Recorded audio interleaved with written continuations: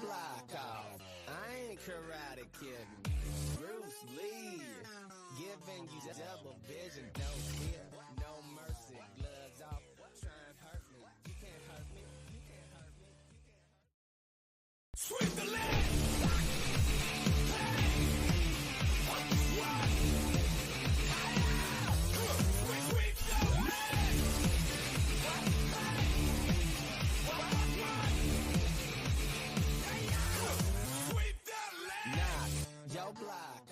Good morning, everybody. Welcome to the Smack Attack, as always.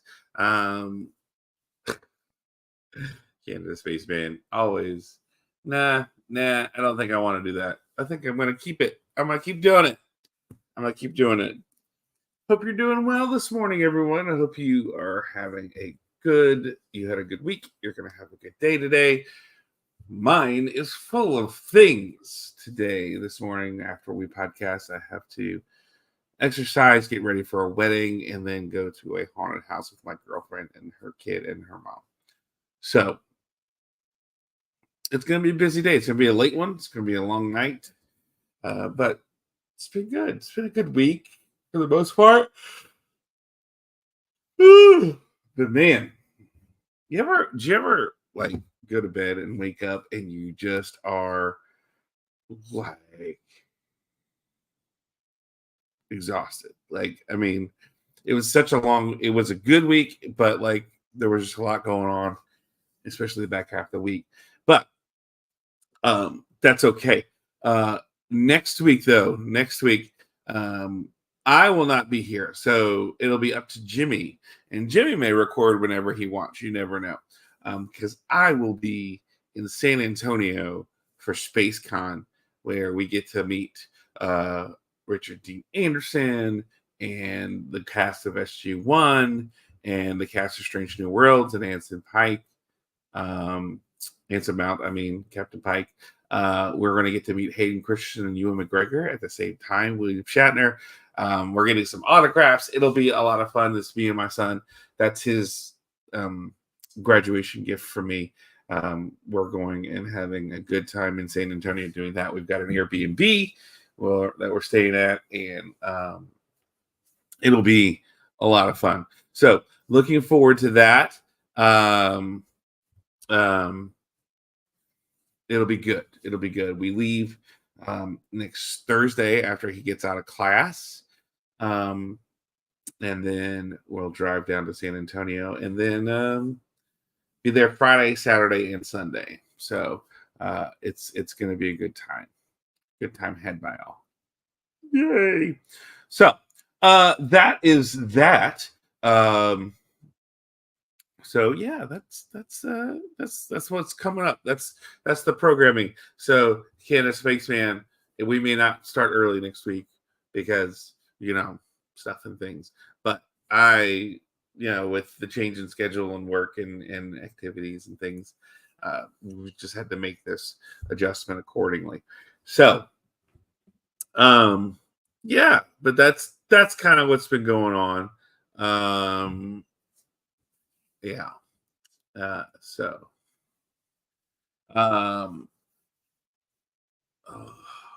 Oh goodness. Sorry.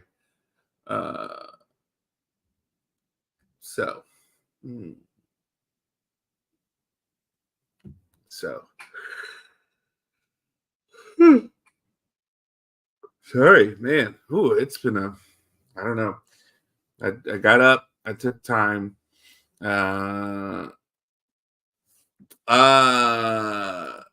haven't yet, Canada Spaceman. Look, I haven't watched a lot.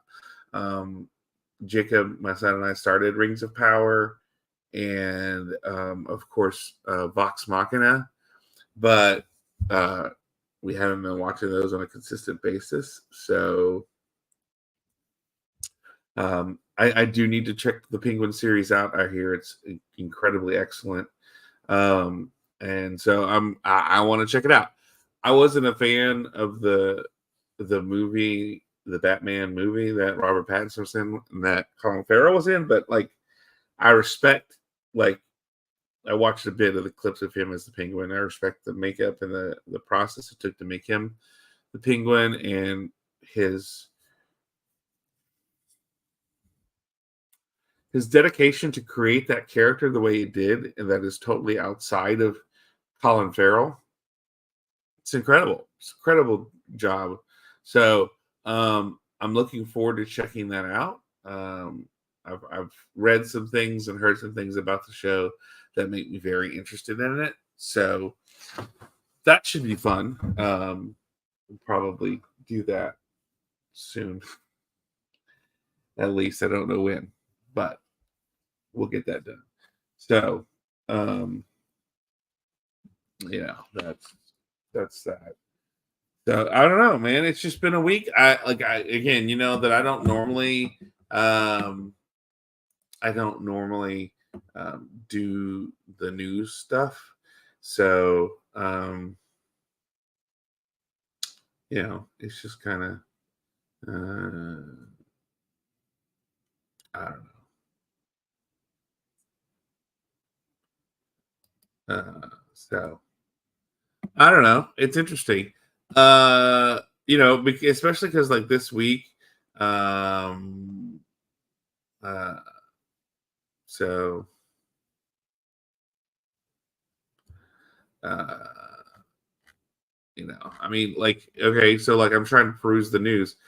Jai Vidal is no longer with TNA. And I'm like, okay, who's that? I don't know who that is. Cool. I mean, there's some stuff about SmackDown we'll talk about, and of course, that's things.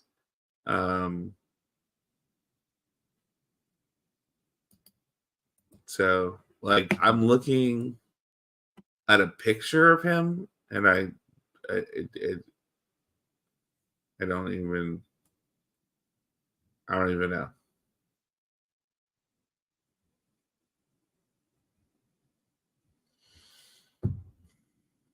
It's like what? That's our news this week. Feels like there hasn't been much in the way of news. So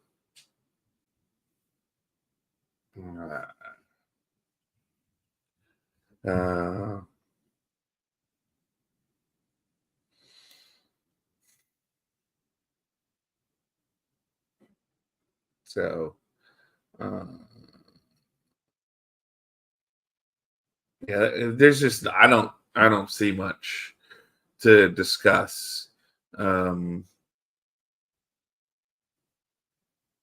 So I don't know. Hey, Lab Rat, good morning, brother.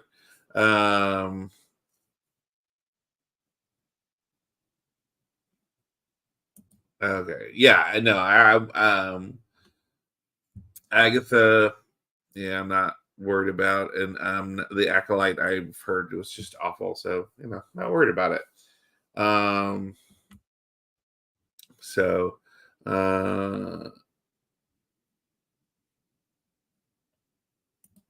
yeah, and I'll agree with you. And look, I understand what they're doing. When people are saying it's well, oh well, they're black doors. How do you know? Like, how do you know? Like, it's a made up world. Tolkien was a white man, so they took some liberties with that. The baby orc thing, like you have to remember, right? Elves still bear children, right? And so orcs are not they're elves who were misshapen by Morgoth and Sauron, right? So Morgoth could not create life; he could only twist life. So therefore, he seduced elves and twisted them. Hence Adar, right? Adar is technically an orc, but he didn't get as far into the process of the twisting that the others did.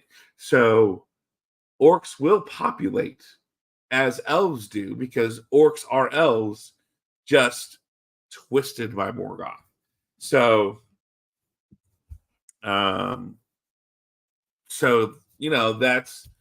that's one aspect of it of like, so the baby thing didn't bother me at all because it's like, well, duh, they're twisted elves. They're still going to reproduce, right?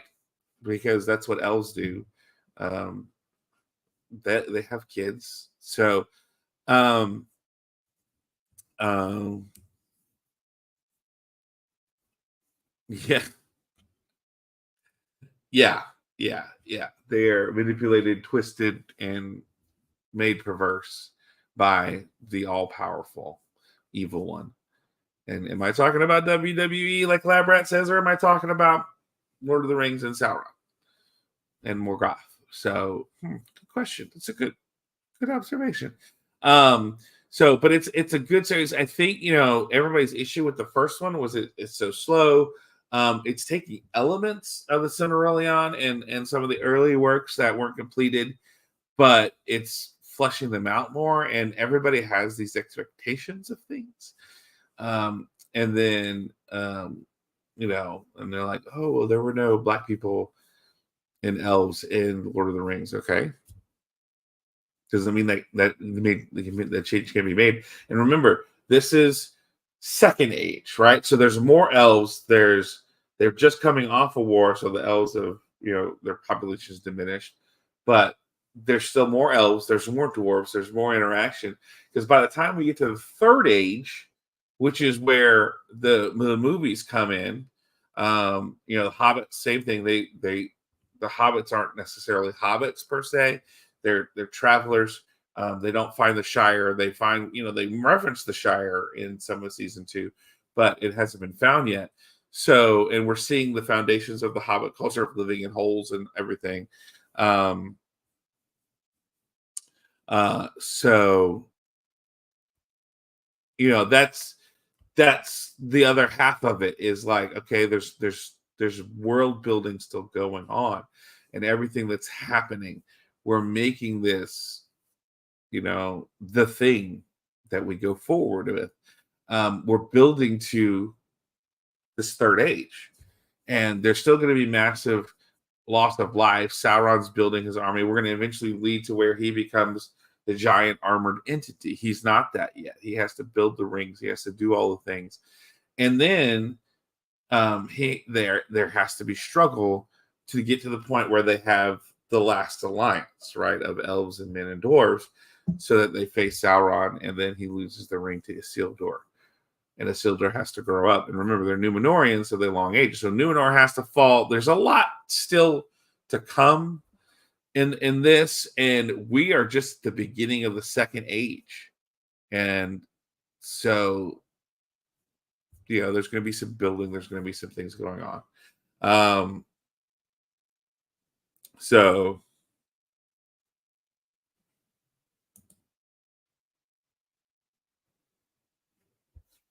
Labart says, my issue about prequels is just shoehorning a race or like issues into an already established story.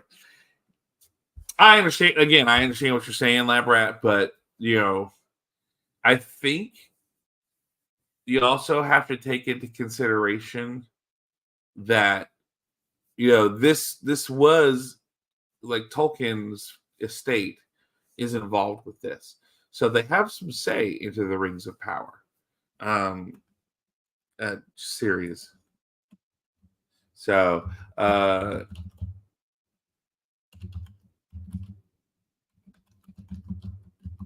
so but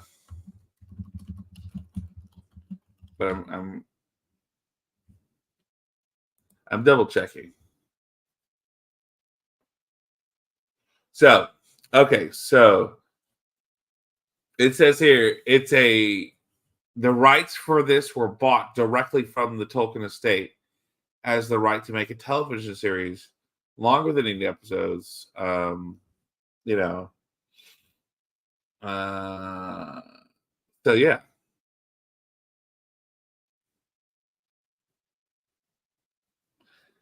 So that's it. You know,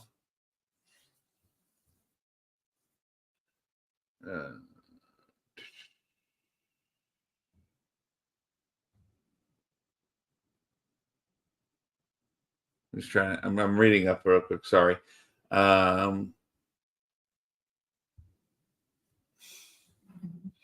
mean, there's fighting within the family. So the younger son Christopher and Christopher's son Simon, and so um, and so uh, uh, so that it, I don't know, like when they released the unfinished works of the Silmarillion, Unfinished Tales, and the 12-volume history of Middle Earth, um, you know, you know, I don't know. It's uh it's an interesting story. There's a lot to go on there. I know the family has sold it, part of it. So whether they have say or in it or not, but so apparently Netflix offered more money, but the passion behind Amazon's desire to do it made them go with Rings of Power, and that's why they um, went with Amazon. But yeah, so that's kind of um, that's kind of why they did it, because they wanted to delve more into the lore. The family is more involved with the appendices and things along those lines. So it takes kind of what they've built outside of what Tolkien built with the Lord of the Rings and the Hobbit, and puts it into that. And it lets them tell that story so that those books become more relevant and prominent. And so the family gets involved with that. So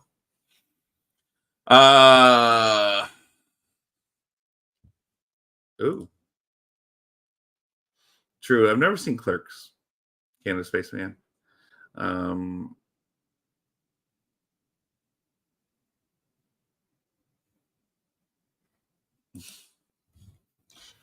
Vince said on Friday, rumor about Batista on the Jimmy Kimmel Show insulting Trump to being carved on Batista wearing women's clothes and being beholden to the gay mafia. Look, at the end of the day, or Clerks too. I've never seen any of the Clerks movies. Canada Spaceman. And then everybody believes what they want to believe. The issue becomes when we turn our opinions and our views into beratement. Like, am I a fan of Donald Trump? No. Am I a fan of Kamala Harris? No. Do I wish there was a better option? No. If I'm going to vote, I'm going to look at their records. If I'm going to go based off records, do I like Donald Trump? Not necessarily. But of the two, does he have the better record? I would say yes. So I have to think that my vote is going to lean that way. And that's how I vote. I go down the ticket. I read each one. I do some research on their records of the people running in their prospective races. And then I go from there. And that's what, if you vote different, I don't give a shit. But why at this point do we feel the need to berate and belittle someone because of their point of view? Like, that's stupid. That's just, and the fact that Batista, who talks about, wanting to be nice and do all these things, but then he goes on national television with a platform, and could he have done something different? Yes. Could he have said, I know people like to make fun of Trump, and I have my opinions, but that's not what I'm here for. That's not what I'm going to be doing. My opinions are mine, and I don't have any right to make fun of anybody for that. So, I mean, to me, that's just, I don't know. It's so lazy on his part. I don't, it's feeding the lone common denominator. It's not the way we need to do things. We need to be better. And part of that is being accepting of other people's views, opinions, religions, whether we appreciate it or not. That's one thing that my girlfriend and I have lots of conversations about. And she's pagan and I'm not. I don't know what I am at this point anymore. I would say mildly Christian. Like, I believe in God, I believe in Jesus and all that kind of stuff, but the church is just not for me. And so I don't know. But at the same time too, I'm encouraging her, you know, hey, share your religion. I don't mind. I want to learn. I want to know more. I want to know why you believe what you believe, and your beliefs and your form of paganism, and because there's multiple forms. And so, and I also know that, hey, the pagan religion is the backbone on which Christianity was founded, because we stole a lot of holidays and things from pagans to make it acceptable to everybody else, because paganism was big. So, that's that. Believe what you want to believe. It's not, again, it goes back to don't care about. It's not that I don't care, but like, if things upset me, I want to know why that people are believe the way they believe. Okay, that's what you want to believe. Cool. I don't think it's right or fair, but that doesn't mean I'm going to berate you. I'm going to still treat you as a human, and that's it. That's all I can do. I can be a better human by respecting people and what they believe, whether I agree with it or not. That doesn't change that that person's still a person, and that they deserve respect, and they deserve being treated appropriately. Except if you're a pedophile, then fuck that guy. Labrat says a Democrat friend of mine is voting for Trump. He says it's due to Trump's ego. His ego won't let the USA fail. Interesting take. Not one I had thought of, Labrat, but that's cool. And good morning or good evening, Aaron Ben Shlomo, the king of 2K24. Like, look, could I make fun of Aaron for liking, WWE 2K24? Yeah, I could. Do I think it's a dumb game? I do. But do I make fun of him? Yeah, I do, because I can't. No. Again, it goes back to do what you love, do what you enjoy doing, and you don't deserve to be treated like shit because of what you believe or what you do. Look, people are wrong. People have opinions that are not right, but that at the same time doesn't give you the right to berate those people for that. The only time we can berate people is because of SmackDown and how it is. Because I don't have anything else to talk about.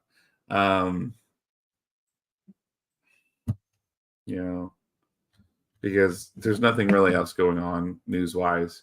And look, here's the other thing, right? We live in a republic, a democratic republic in the United States of America. We're not a democracy. Don't say we're a democracy. We're not a democracy. We're not a true democracy. We're a democratic republic. We vote for electoral college for people to vote for us, to tell us who's going to run for president. Yes, we have a popular vote. It is important, but that determines what where the electors for the electoral college go to determine where we're going to be. We vote for representatives who represent us in our government to make the rules and law that we need to support our people. Exactly, Aaron. A little humor never killed anyone. But I mean, not disrespectful, insulting humor. I mean, right? Like, it's one thing to have fun. So, it is what it is. So, oh, yeah, this is a good one, Lab Rat. Don't try the Wendy's Krabby Patty. It's just a Big Dave with wannabe mac sauce. Yeah, like, Lab Rat, what? Like, it is. That's like the laziest tie-in I think I've ever seen in my entire life. Wendy's going, we have the Krabby Patty. No, you don't. You have a Wendy's burger with, yeah. It's a Wendy's Big Mac, but under the guise of SpongeBob. And a pineapple frosty. No. Look, I will say this. Like, I don't do a lot of fast food sometimes. I did do KFC. I went to a KFC / Long John Silver's the other day because I was out late, had an event, and then had to take stuff to my girlfriend's house. And so I was like, no, I'm going to stop and get some food. And so I stopped at a Kentucky Fried Chicken Long John Silver's combo restaurant because I wanted something. I was feeling chicken, and I was like, all right, this is fine. I like fish. So I went in and I got the Long John Silver's chicken, fish, and shrimp combo with some fries. It's actually really damn good. But I say all that to say, look, Kentucky Fried Chicken, the famous bowls, right? They've done some oh shit, what was the one where it was like the Double Down? The Double Down, right? They did that. Taco Bell, right? All the different things, the Gordita, the Crunchwrap Supreme, the different things that they've gone through. Like, and then Wendy's rolls that out. It's like, there's so many restaurants out there that are just being innovative. Like, Wendy's, stop it. Just stay in your lane. No, it's a cash grab. And see, that's even more terrible, Lab Rat. Not even wrappers with SpongeBob or a sticker. That's worse. That's worse. So, like, that's some horse shit, So, right. And look, Canada Space Fan, that, right? He says, I watched a guy named Avi traveling across the U.S. Plus, in Hollywood, half the people on the street eventually said that they would vote for Trump as things are bad right now for gas and food prices. Look, I didn't know that they were doing an Adam Family thing. Lab Rat. So, that's interesting to say the least. Obviously, I'm not up to fast food standards either. So, well, what do you say, everyone? Let's. How about we talk? Some wrestling. Let's talk SmackDown, right? SmackDown it is. Let's smack it down. So, last night's SmackDown, it was October 18th of 2024. We were in the Colonial Life Arena in Columbia, South Carolina. On commentary last night was Wade Barrett and Corey Graves. Good old familiar blanket of Wade Barrett and Corey Graves. I know at one point in the show, it was revealed by Corey Graves that Michael Cole was on special assignment, whatever that means. He just wasn't there. And if that dude wants to take a night off, he can take a night off. That's fine. Not a problem. And look, Wade and Corey are good. They worked together on SmackDown for a long time. And so it just made sense to bring Wade back for this. And I enjoyed it very much to hear them on commentary. Now, whether we enjoyed the show or not, we'll find out. Spoiler alert. So we're going to find out. So we start off with the Crown Jewel World Championship being entered into the arena by security.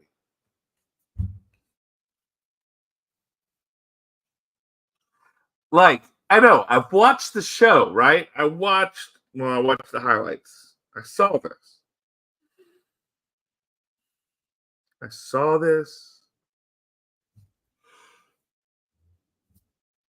And I'm already going, what the fuck? It's like they took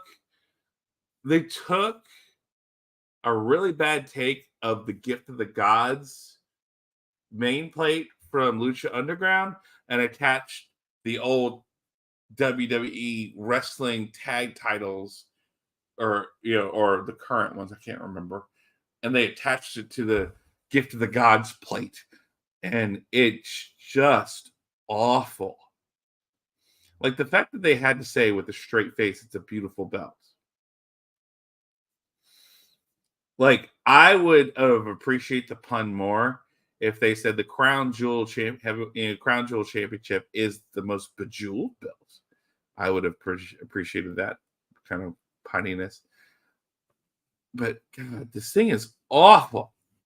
I'm not a belt person. I'm not looking at belts and going, like what? And look, we had a belt when they did they had a crown jewel belt when they did the Rumble and Braun Strowman won it. They like, why? Why are they doing this? I mean, we know why. Saudi Arabia is giving them billions of dollars and they want to make them happy. And they say, hey, we want our own belt. Okay, cool. We gave you a belt for the Rumble. No, we don't like that belt. It's pretty shitty. We'll make a belt. Here you go. Here's our belt. And who's going to carry that shit? No one wants to carry that. When are we going to see it? When they go to Saudi Arabia, right? And that's it, right? Like, I know, like, there's no way that Cody and Gunther are going to walk around with that thing. And if they do, that's the biggest rib in the world. Because that thing looks heavy as fuck. So, yes, Joseph Marcus, it is a He-Man tank top. Found it on Amazon. Thank you, and good to have you on. Great, thanks for being here. Yes, it's a He-Man tank top, and like on the back is the scabbard. It goes all the way around. It's freaking awesome. I think they hand make these. That's why it looks off, and they say that when you get it on Amazon and you buy it and they give you the thing, they'll tell you that it might be a little off because they hand make these. They're not like, just pressed out of a thingy. So that you can see right on the shoulders. There's the shoulder kind of, see the white part, that's where it folded over when it was printing or whatever. So, yeah.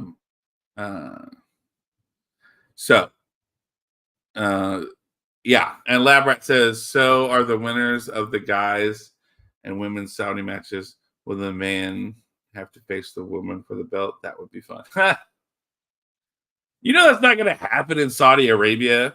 Or, well, let me take that back.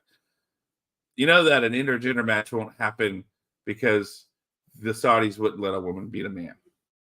So, yes, Aaron, thank you. Thank you. Gaudy and ugly, I agree, but that's what Saudi Arabia is, right? Unless they pay me millions of dollars to be a podcaster for them, and then it's the most beautiful thing in the world. Kate Spaceman said, we laughed in the watch along with Brandon last night that the tiny WWE girls couldn't never lift it up or would tip over if Liv Morgan or Candice LeRae tried. Yeah, agreed. There could be only one. Yeah, it's a Highlander belt, right? So we split the belts. We have they're not a Raw and SmackDown champion, but we have a Raw and SmackDown champion. But every year we got to find a way to say who's the better one, right? Who's the better one? I know, right? Like I can see Liv going to go. She gets it. Down she goes, right? So, so I don't know. Like whatever. Like we start the show with that, and you know how I feel about talkie, and we had a whole bunch of talkie. We see clips of Roman and Jimmy Uso fighting the Bloodline, and clips from Raw with Jimmy trying to convince Jay to join, but Jay refusing. And then we have the Bloodline come out with Solo and blah, blah, blah, blah. Jay, at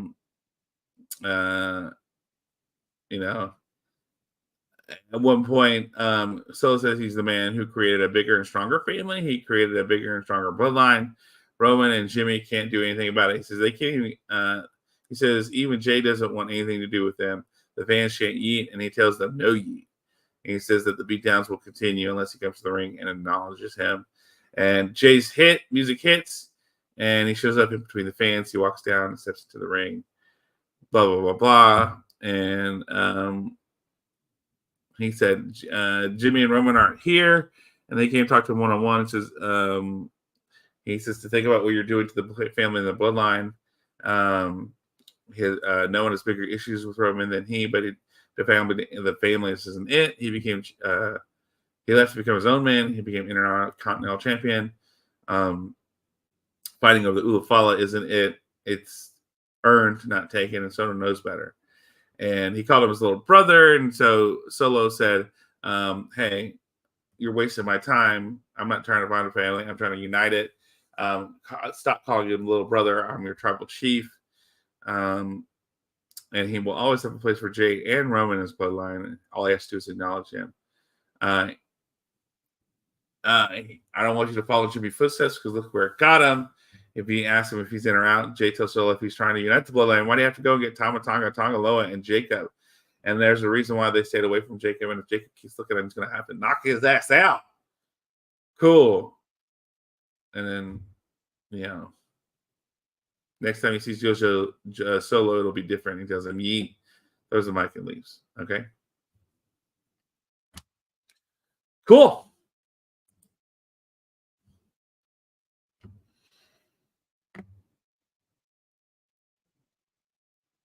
Yeah.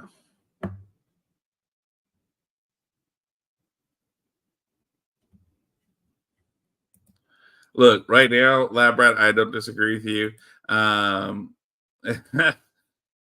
Wait, what? There's a women's speed championship? I did not know that. And I didn't know Candice LeRae was the winner. Well, I knew because they mentioned it. But I didn't know there was an actual belt because they didn't show it.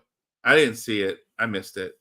And brother Fluff Salisbury, hey, thanks for being here. Appreciate it. They should have stakes.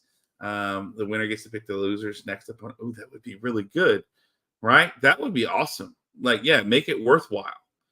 Like, hey, you have to face this person. That would be great. Silos below are shorter than the OG members. Yeah, true. Canada says it was a lengthy talking opener, but it put the stamp for the overall show's theme. Lots of energy, so that was good. Energetic, yes. I mean, it was a better talking opening than most. It was nice, but not too long. And Joseph, I don't disagree with you. Says it's hard to keep up right now because of Fox and no cable. NXT is watchable. Got to wait for Netflix and Hulu down. Yeah, I don't disagree with you. So, yeah, and that's what I do. Joseph, as Labrat says, the recaps on YouTube are a great way to get caught up. Cliff Notes versions. I watch the WWE one to get a general idea, and then there's you can type in SmackDown results, and it'll show you the ones, and they're usually about 30 minutes or so, and they give you a good Cliff Notes version of what happened on the night. So, able to keep up that way. Hope that helps, Joseph. That's what most of us do, I think. Because let's be honest, Friday nights are busy. I have football games because my girlfriend's kid is in the color guard, and things along those lines. And I just live life. And so wrestling is fun, but it's not. I'm not going to give up a date night or supporting my girlfriend's kid or something over a wrestling show. So you make it work how you do, because family and life are more important than wrestling. Like, wrestling's great, it's fun, but So after that opening segment, we get a commercial break, and we come back with the triple threat tag team qualifying match. So we knew last week that the Motor City Machine Guns were signing. They're going to make an appearance this week. And then I saw that they did the signing online. Okay, cool. But we start our first match of the night with the Street Profits with BFAB and Pretty Deadly versus DIY. So, look, I think we are all in agreement that Pretty Deadly, was is always a good watch. I think we all agree that Street Profits is a good watch. I think we all agree that DIY is DIY. But with that said, the other two I feel like elevated DIY to make this a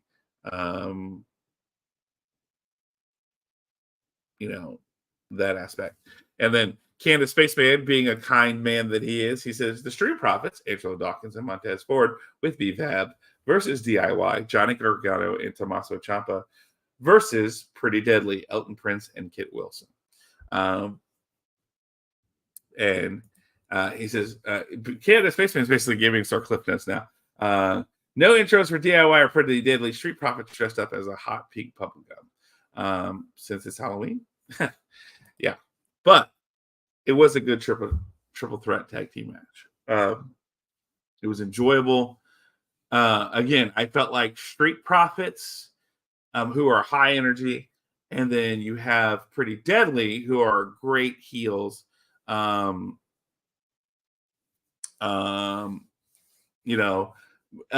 DIY, and prayer does work one-on-one. Hey, welcome to the show. Glad to be here. Glad to see you here. Says it was a really great match. They were doing crazy moves even during the commercial break. Yeah, right. We had some picture with this, and well worth it. Like, because there was some really good stuff. I look with someone like the Street Profits. I know you said that was killing me, the picture during the match. I understand that, but look, Street Profits are going to give you something during the match, and that was worth it. I like that. So, especially for a triple threat like this, where there's stakes, right? The winner of this one and the other one are going to be going to have a match to determine who's the number one contenders for the tag titles. So it made sense. It wasn't like we're just doing this and they're doing holds or whatever. No, there was a lot going on in this match to make it worthwhile and made sense, right? Like, and there were stakes for this match to begin with. So, enjoyable match. There was a lot going on. It was a lot, right? And so, we had them going on. And then we had a little bit of a confusing finish. So we come back from the commercial, and this didn't go as long as I thought for the match, but still good match. We come back from a commercial break. Ford hits a super kick onto Pretty Deadly. He climbs the top rope, but Prince trips him up, and Wilson is tagged in. Pretty Deadly climbs to the second rope, but Dawkins throws Wilson to the outside. Dawkins lifts Wilkins up onto his shoulder, and Ford with the Doomsday Blockbuster.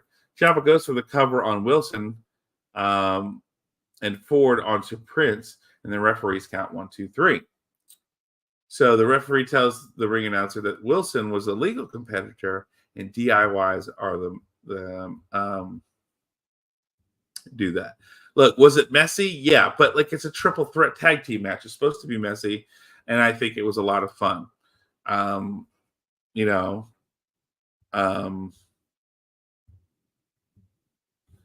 Yeah, and Labrat said, I like the finish. It made sense and is hardly ever used. Yeah, good finish for this, especially for the pace that this match was on.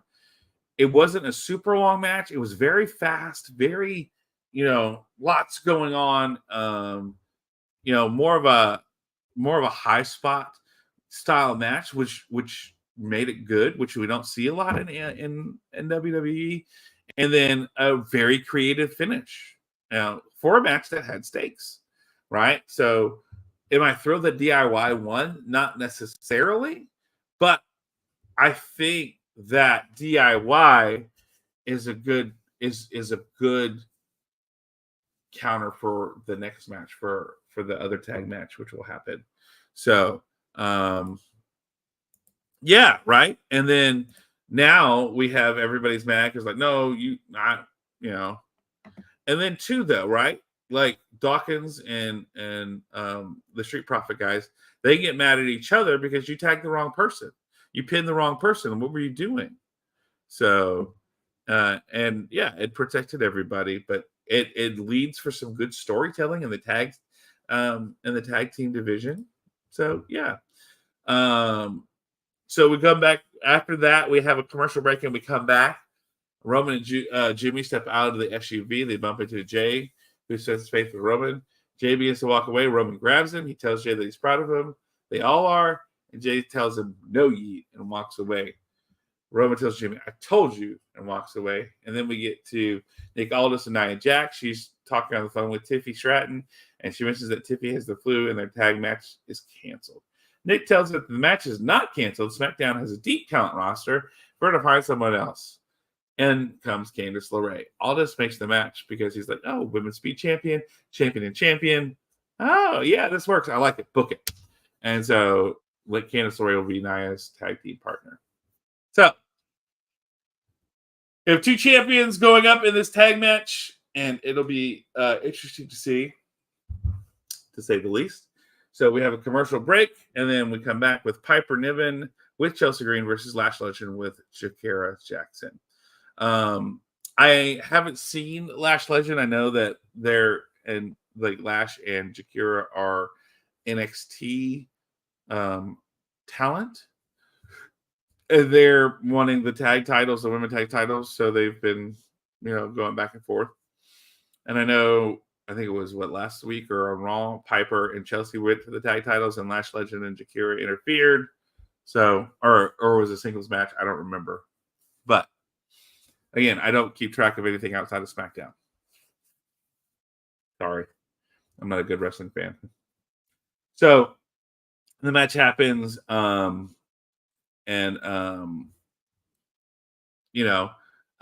will say this: Lash Legend is a very large athletic woman, like not in a bad way. Like I just don't know how else to describe her. Like I was surprised at her size and her athleticism.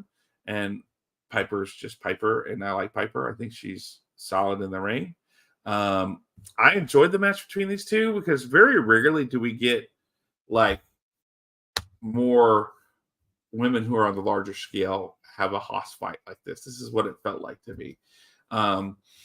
It was more of kind of a hoss fight with the only problem was, yeah, we had the outside interference from Chelsea and Jackson. And so it's like, let them do their thing. I kind of wanted that to be the case, but I understand too. We're protecting people. So like at one point, Piper Niven runs to the ropes with Lash Legend's body, slams her. Then Chelsea gets on the ring and distracts her, and then Jackson grabs Chelsea and throws her into the barricade. Niven goes for a splash, but Legend moves out of the way. Legend lifts Niven up and slams her face first on the mat and goes for the cover and gets the pin. And so Lash Legend wins. And then we see, again, not a long match. Like these first few matches haven't been super long, which that's fine. But they were solid. It was a solid match. And then Lash Legend and Shakira Jackson, because I think Bianca and Jade were there in the crowd with the belts, and they were all taunting each other. Woo! Sorry, y'all. Goodness. So, yeah, like the show wasn't super, like it was good, but it wasn't like, Anyway, we'll get to the ratings later. So it was fine. So we have another commercial break, and then Roman Reigns is sitting in his office, and Jimmy is next to him. He tells Roman that he should talk to Jay, and Roman tells him if the wise man were here right now, this would be solved. He says to give Jimmy a shot. He gave Jimmy a shot and tried it, but it's time to do it his way, and he will fix it tonight. Jimmy asks him how he's going to do it, and Roman says he's going to acknowledge Solo. So then we have Cody. His music hits. Cody looks at the Crown Jewel Championship, and he's about to go be the first one. it was a very long talky match. Um, and so and he's like, I want my name to be the first one. And it's many what ifs in the history of sport. What if the NWA's world champion Harley Race faced WWF Bruno Sammartino? What if the AWA's Nick Bachman could face off against Ric Flair? What if WCW's Bill Goldberg face off against Stone Cold? So Crown Jewel, he's trying to build this up to equate it to what if Gunther faced Cody Rhodes? Oh my. And he could chop down a tree with his hands. Cool. And that he's doing this for his daughter. And then we went into another talkie segment where Kevin Owens, on a pre-recorded video on his cell phone in his car, that he's been in WWE for 10 years, and that he was asked to stay home because he attacked the Golden Boy outside his bus. He doesn't know if he can be. I don't know if I'm appreciated by this company. We know he's not going anywhere, but he's like, but I can't get over, because I can get over that. I've been underappreciated my whole life. But Randy Orton, I thought we were special. I thought we were different. He would have never turned his back on Orton. He can't believe he picked Cody Rhodes over him. And I don't know if I'm coming back. Yeah, you are. So then we cut to Nick Aldis, and in comes Orton. He tells Aldis he needs to get his hands on Orton, and he's going to do it at Crown Jewel. And he says, sorry, it's not something he can do right now. It's not that he won't. He says he can't. And he's not asking for permission. And he says he's saying he can't do it because it's coming from above. And it says, oh, I need to know who to talk to. And he walks away.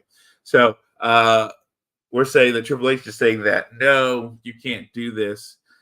So Randy's going to go talk to Triple H. So cool. So like it's one of those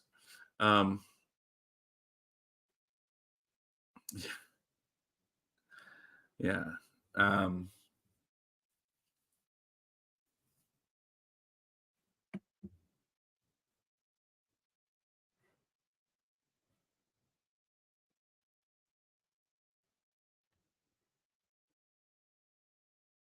Sorry, I was reading my recaps.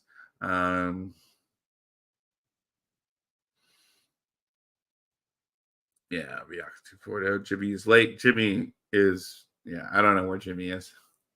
Yeah, that's what it is. I forgot to hit the Jimmy AI button.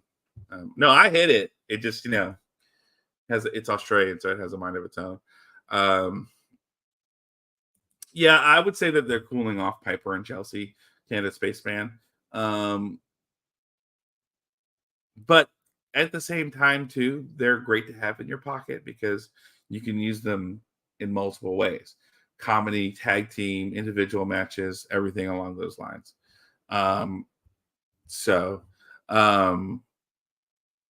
Spaceman, someone in the chat last night said Cody's now giving off evil Lex Luthor vibes while pretending to still be a face. Maybe it was Lab Rat who said it. Well, I would say that's what Kevin Owens is doing, right? He's playing the victim by saying, well, I would never have turned. It's not my fault. And like, this is, but I can also understand where you're coming with Cody on that. Yes, and nobody cares about your kid. And I agree. How is he underappreciated when everybody loves him? So I agree. It made zero sense. So we know now that we're going to have Randy go talk to Triple H, and this could go one of two ways, right? It could go the Evolution way, or like, hey, we're buddies, or it could go the way where Randy invades Triple H's home again, or vice versa. Triple H invades Randy's home, that kind of aspect of it. So I'll be interested to see kind of how that goes a little bit. So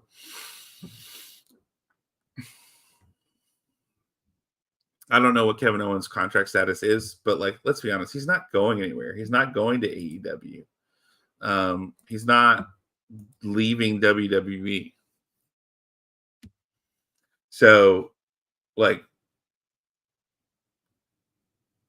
I don't know. Like, this whole thing was just a bunch of talking that was like I'm watching it and I'm in my bed watching it this morning. I'm going like it was like it was like pulling the emergency brake in your car and while slamming on it and like you're just doing everything to stop your car. That's what this felt like. Um I don't know. I don't know. It's not. I get what they're doing. They have story to deal with and do it, but man, all this talking, it felt a lot unnecessary. So, um, after all that talking, then we come back to the triple threat tag team match number 2. We have A-Town Down Under versus Los Garzas versus the Motor City Machine Guns. Yay! Look, they can take their stupid hand and go elsewhere. I don't get the Motor City. Like, I've never gotten them. I never got them. Like, to me, it's like DIY with a little more charisma, if I'm 100% honest. So, and if I'm also honest, this match was less than the first match, in my opinion. You know, Candace Spaceman, thank you. He comes in with the recap for those who didn't see. On to the main event. Okay, main for some of us. A-Town Down, Austin Theory, and Grayson Waller versus Motor City Machine Guns, Chris Sabin and Alex Shelley versus Angel Garza and Berto Carrillo with Elektra Lopez. And this was the Motor City Machine Guns debut. It was fine. Right? Like, did you see when they signed their thing though at the same time? Like Chris Sabin looked like the epitome of business casual, like, 4-year-old dad kind of thing, and Alex Shelley looked like that 4-year-old dad who tries to still look cool. Like, do your thing, bro. Do your thing. I don't get them. I don't understand them. They're fine. I feel like this is something that should have been done 10 years ago.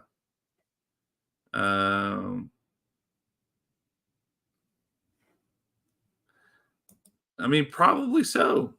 Probably so, Canada Spaceman. He says, yeah, for their debut, Motor City Machine Guns kicks and punches were very far away. The camera was catching it. Wonder if they caught shit for that. Probably. Most likely. So, but yeah. I didn't like this match as much. I think part of it was because we knew the Motor City Machine Guns were going to win. Like A-Town Town and Los Garzas. Like, I don't know. Like this match wasn't as compelling. We all know where it was going. We all knew who was going to win. The other one was a lot more chaotic, and like you could honestly go, "Oh, I could see them winning, or them winning," and then you think one's going to win. Wait, who's going to win? Oh, okay. There was way more involved with that, and this was not that. This was kind of the opposite. We knew who was going to win from the beginning, and everything was just kind of, all right, that's cool. Yeah.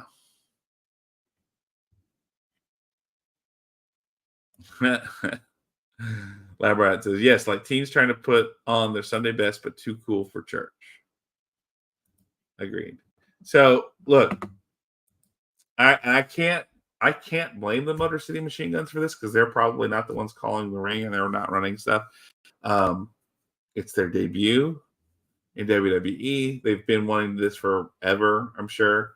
And now they're here and they go from independence to being thrust onto SmackDown. It's I don't know. And who they were paired with, I don't feel like help them a lot. So it was not very compelling. So not my favorite match. So but Motor City Machine Guns win. They get the pin, so they're going to be facing DIY for number one contendership. So Byron is backstage with Andrade and Carmelo Hayes. Both men get into a fight, and WWE officials break it up, and Nick Aldis gets involved and tells Carmelo to leave. Okay. And then we go to commercial break. And then we have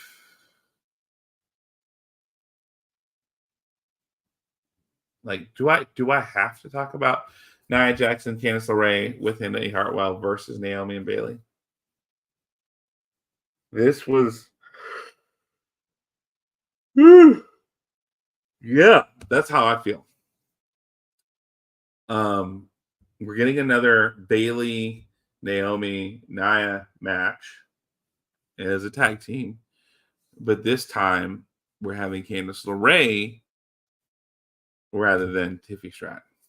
So, and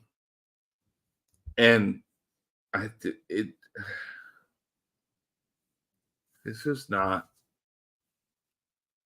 It did nothing for story. It was not entertaining.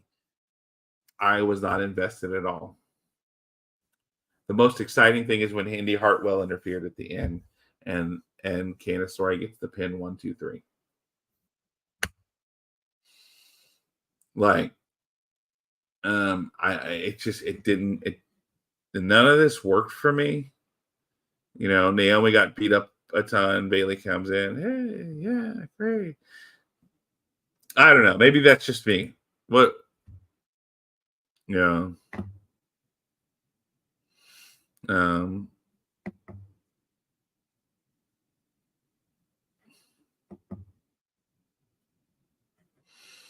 Yeah, they could have been nervous. Who knows? And yeah, everybody hopes DIY loses Lab Rat. We know that's going to be the case, right? And so, like, if you think about it in the long run, of the three teams from the earlier match, who would you want to lose to Motor City Machine Guns? Not the Street Profits. No. I mean, you could make a case for Pretty Deadly, but you'd also have to, and this is where, like, okay, DIY versus Motor City Machine Guns. So it's going to be kind of two faces facing each other. Why not have Pretty Deadly do it? Because this match is tailored for them and their shenanigans, where they could get the sneak win, and then the other two are mad at the heels, and then you have Motor City Machine Guns versus, you know, Pretty Deadly, which would be pretty good. I'm going to be honest. You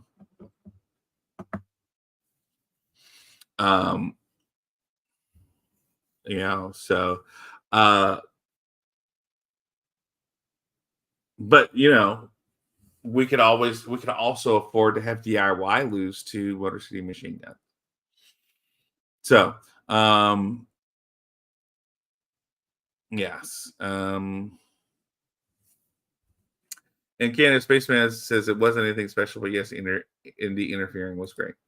And Lab Rat says every one of these ladies can abuse me except for Candace. Now, is it because Lab Rat, you're a man of principle and morals, and Candace is married? Is that why Candace is the only one who could abuse you? Or are you talking about like physically? Like Candace is tiny and the rest of them are not. And so you're gonna have to clarify that one for me, Lab Rat. So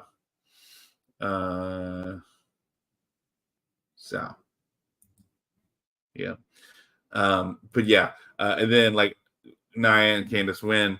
Nia gets in the ring confused but celebrates. And then after that, we have Byron Saxon is backstage with Nick Aldis. He says, next week, it's Carmelo Hayes against Andrade, and LA Knight will be the special guest referee. In comes LA Knight, and he says, next week, you think you are signing up for a match for the United States title, but you're set up for a factory reset. Yeah.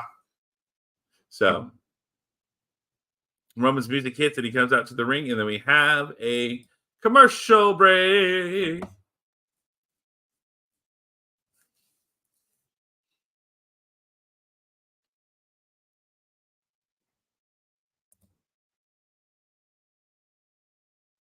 Yeah, let's say the first one, just not my type. Okay. Fair enough. Fair enough. Thank you for the clarification, sir. So Roman's music hits, comes to the ring, commercial break. Then we come back to our quote unquote main event where Roman Reigns is in the ring, fan chants OTC, acknowledge him. Solo comes out.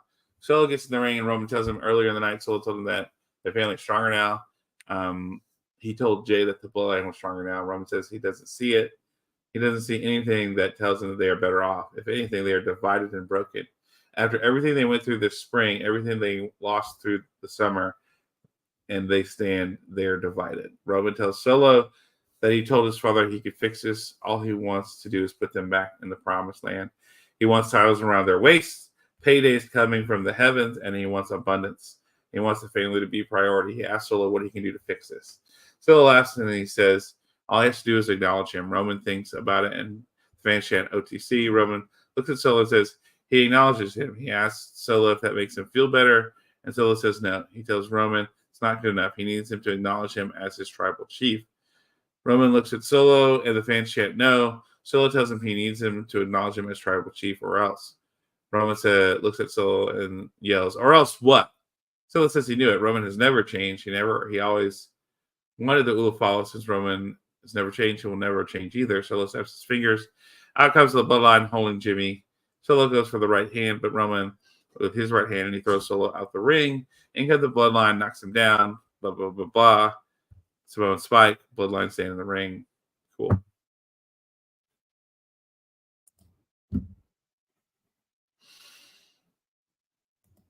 Labrat says, I thought for sure we'd see The Rock at the end.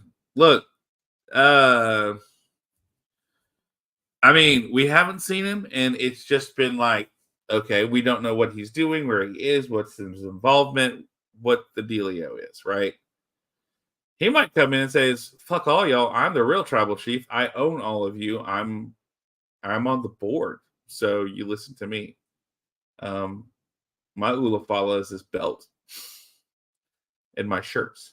So, like, this is more of the same, except we just added Jimmy now, and Jimmy got beat up so that we could beat up Roman again. Again, I know what we're doing. We're building sympathy to make Roman face, and we're building sympathy because we're beating him up. We're beating up Jimmy, who were heels, and the new heels are this. And, you know, Roman did say it last night, and Jimmy said it like, y'all are rolling with these guys. You're not supposed to be rolling with them. Just makes you wonder where the next steps are. I will say this. I mean, it does a good job. I mean, it's in neutral because we're still doing the whole, this is what's happening. We're going up against, kind of thing.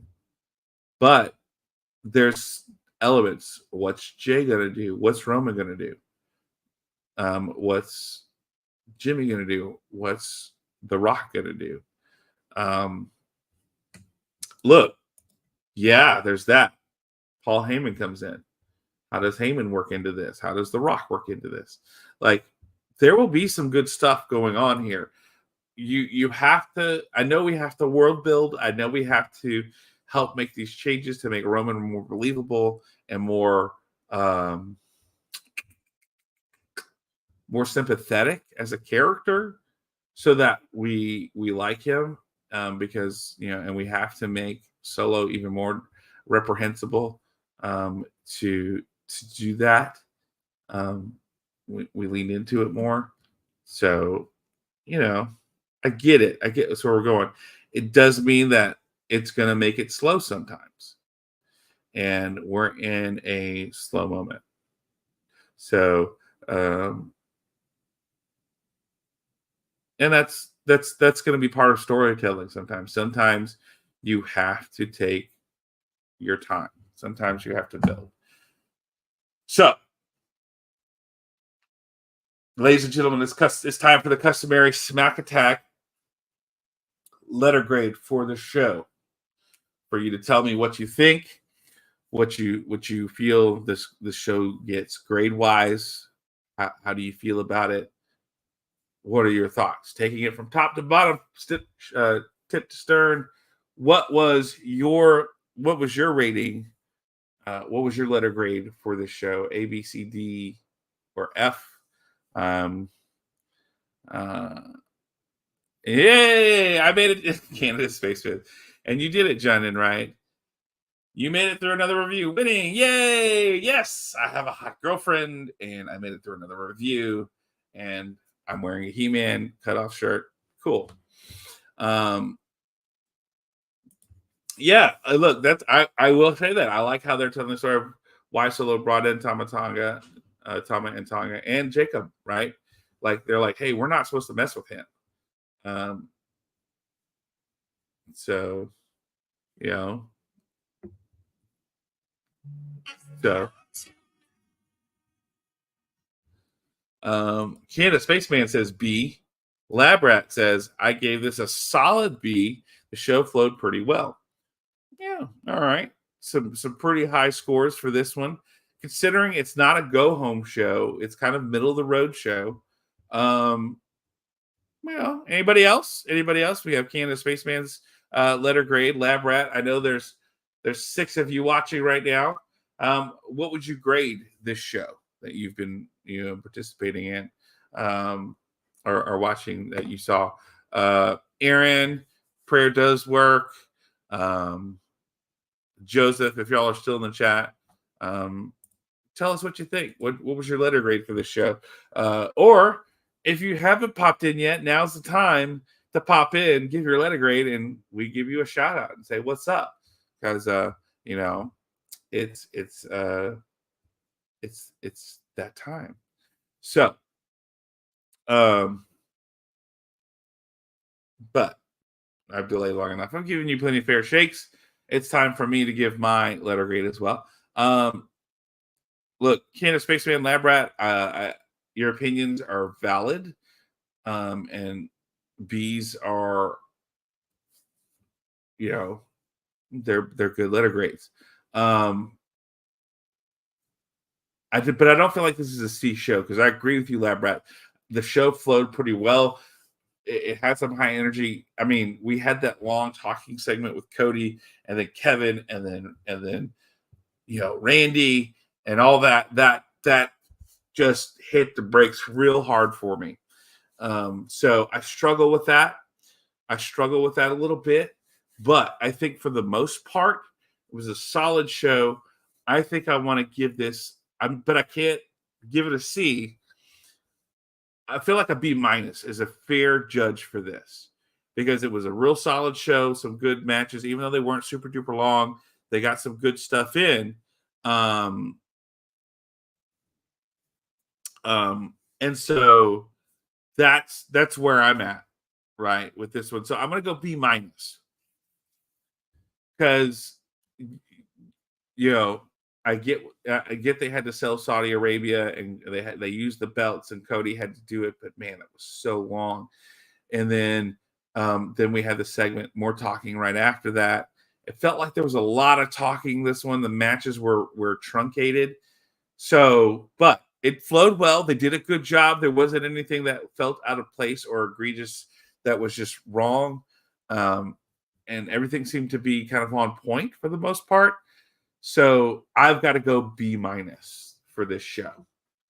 I think that's a fair grade for this. Good show, solid show, but nothing to write home about where we're like. So anyway, there's been one story that it came out this week.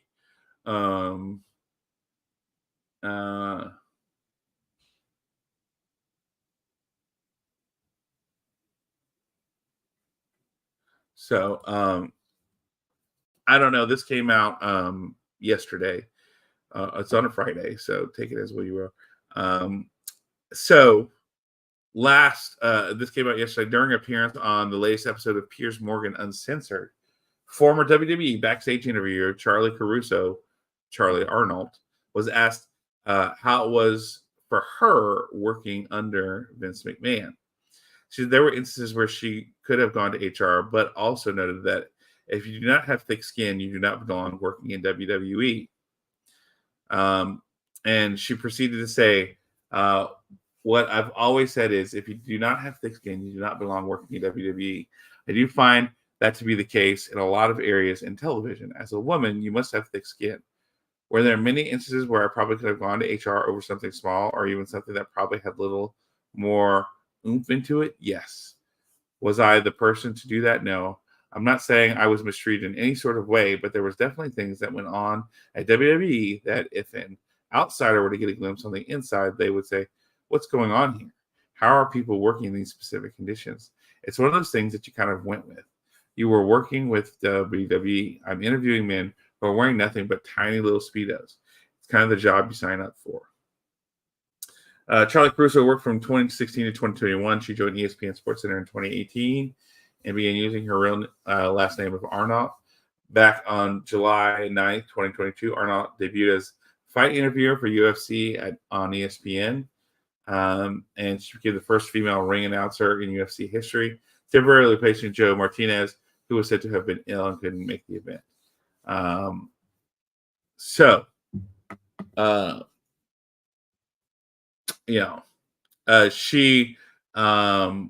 She appears at the 21-minute mark of the episode along with former WWE creative team writer Vince Russo, backstage interviewer Jonathan Coachman, and WWE superstar Maven and Phil Mushnick. So interesting. Pierre Morgan had those guys on, and our own Vince Russo, head of Channel Attitude, or head of the brand, which Channel Attitude is a part of. So interesting episode.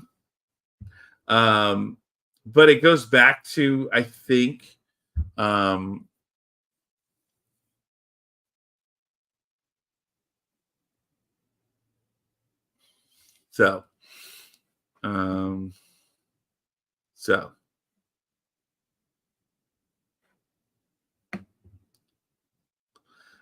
Labrat says that was a good panel.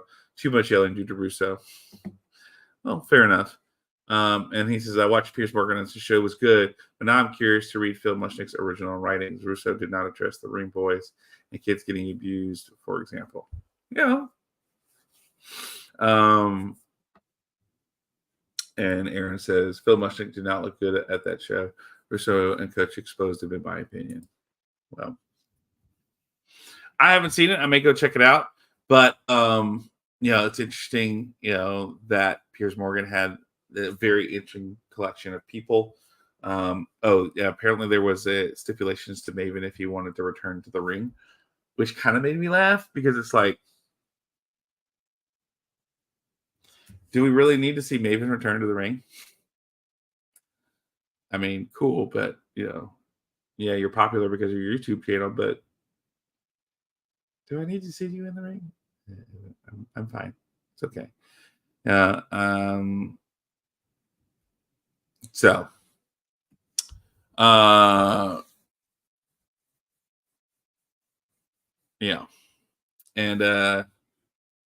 Interesting opinions.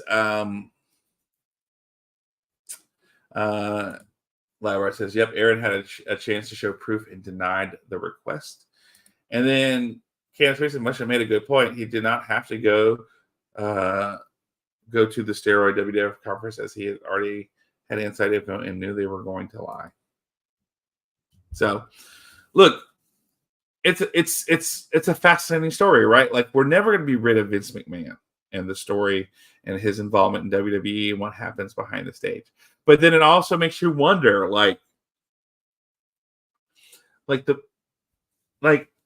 okay, so like Charlie Caruso, right?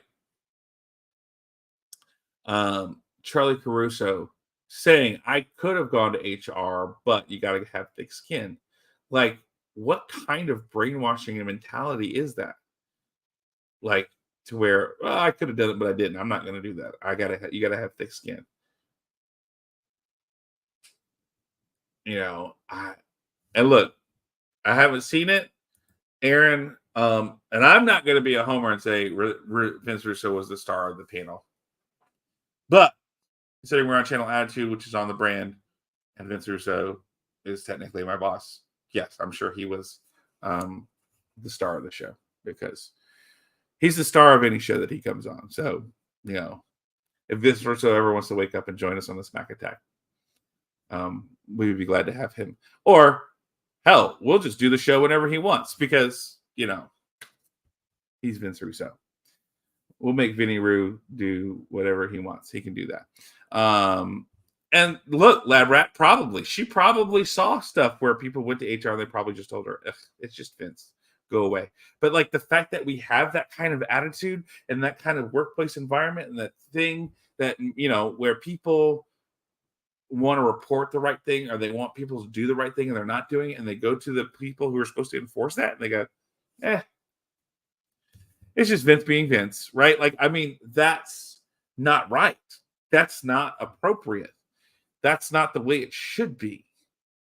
So, I don't know. Like, Charlie Caruso should have at any point gone, yeah, I need to go HR, and I could have, and I should have. Without repercussion, without anything. And the fact that she felt she couldn't, that she had to have thick skin and tough skin and whatever. And it's not right. It's not right at all. That's what it should be. You should be able to go and do those things and take care of them. So, but interesting take on things because that's the culture that WWE developed for so long. Right? Like from what we now know, that's the culture. That's what WWE became. And it's just sad to see that. And it's sad to hear that that's how people have to operate. So in a business like that, where it's an entertainment business, you're getting paid to entertain and have fun. So I don't know. So anyway, well, that's all I have for today. I don't have anything else, honestly. I just have this. This is all. So, Labrat says, all wrestling environments feel like they all practice the same practice. I would agree, and yes, and we see that with Hollywood, right? Says Tony Ellis says on the McMahon documentary, he said Pat Patterson used to grab his dick and could not tell anybody as Pat was number 2. I heard about that. But yeah, so that's the culture, right? That's what we do. It's not how it should be. It's not how it should be at all. Anyway, well, ladies and gentlemen, that's all I have for today. That's all I've got. I'm sorry to say I don't have any more. Missing Jimmy, but it is what it is. I know the new time is not necessarily always conducive for everyone, but if I don't do it this early, we don't do it at all because life has and priorities and time management. I need to make sure I take care of things. I hope you all have a good weekend. Hey, don't forget, I know you're here live with us. If you're listening to us not live, if you're listening live, if you're here live, cool. Don't forget to go and check out Channel Attitude. $5 a month gets you not only this show, but a myriad of other shows, right? I mean, you have Vince Russo, you have Ben Hameen, you have Stevie Richards going over Raw and SmackDown. You have The Vet, and you have Jimmy who does AEW on the Wreckage tomorrow at 10 a.m. on this channel live, but also on channelattitude.com. You have Brandon and The Vet who cover Impact Wrestling and do a phenomenal job. You have the Friday Locker Room with Ben Hameen and Matthew Schaefer. Like, good stuff. Like you can't pay for this. And hey, if you've missed stuff and you want to listen to old stuff, go to Channel Attitude, $5 a month. You can hear older shows with me and Jimmy MacGyver, or me and Jimmy and Joe Atherton, or like all the way back with Matthew Schaefer Gage and Big Ray. So go check those things out. Go do those things.